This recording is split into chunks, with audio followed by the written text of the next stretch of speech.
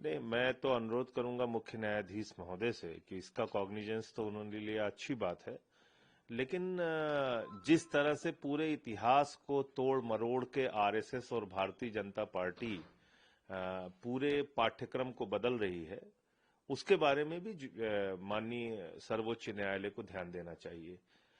आप पूरे इतिहास भूगोल को बदल के पढ़ाकर लोगों को क्या ज्ञान देना चाहते हैं?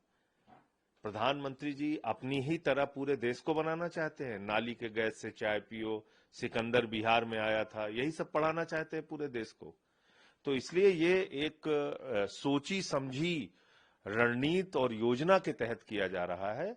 अलग अलग समुदाय को बदनाम करना, अलग अलग विभागों को बदनाम करना, अब इसमें जुडिशरी को टारगेट किया है। तो इनका मकसद है पूरा इतिहास भूगोल को ध्वस्त करना। मुझे लगता है माननीय सर्वोच्च न्यायालय को इन बातों का भी संज्ञान लेना चाहिए। कल हमने देखा केरल का नाम बदल के केरलम करने का कैबिनेट का फैसला है। आज दिल्ली के एक सांसद है प्रवीण खंडेलवाल, उन्होंने गृह मंत्री को पत्र लिखा है, प्रधानमंत्री को अपील की है कि दिल्ली का नाम इंद्रप्रस्थ किया जाए।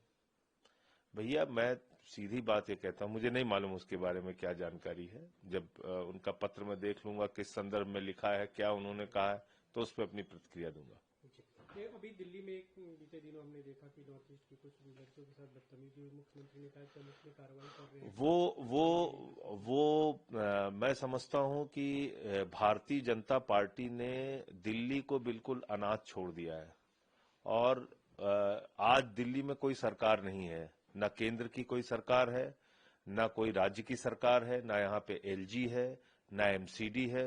बर्बाद कर दिया दिल्ली को। देश की राजधानी आज बर्बादी की कगार पे पहुंच चुकी है। आए दिन हत्या होती है, बलात्कार होता है, आए दिन कोई बड़ी से बड़ी घटना हो जा रही है। दिल्ली में गैंग वॉर हो रहा है, जज के सामने कोर्ट में घुस के हत्या हो जा रही है। तो ये सब कुछ हो रहा है दिल्ली में। तो दिल्ली को बिल्कुल आज की तारीख में बर्बादी की कगार पे पहुंचा दिया गया है। दिल्ली से कोई लेना देना नहीं है। नॉर्थ ईस्ट की बच्चियों के साथ जो हुआ, उस पे वहां के सीएम खांडू जी का मैंने बयान देखा कि उन्होंने आपत्ति दर्ज कराई। उसके बाद ये जाग रही हैं।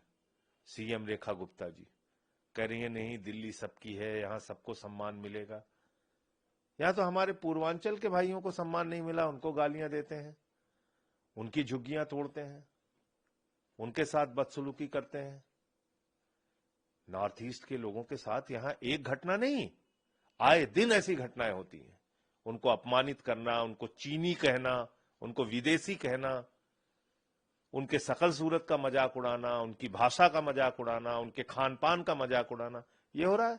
तो बीजेपी जहां रहेगी वहां ऐसे ही नफरत का प्रचार प्रसार, और दिल्ली को तो इन्होंने अनाथ छोड़ दिया है। 64 देशों में भारत का संसदीय प्रतिनिधिमंडल जा रहा है, आपका भी नाम एक ग्रुप को अपडेट करें सुरीनाम के लिए।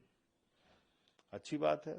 तो जो भी उसके संबंधित मुझे निर्देश प्राप्त होंगे, जो कुछ भी करना होगा उसके लिए करेंगे।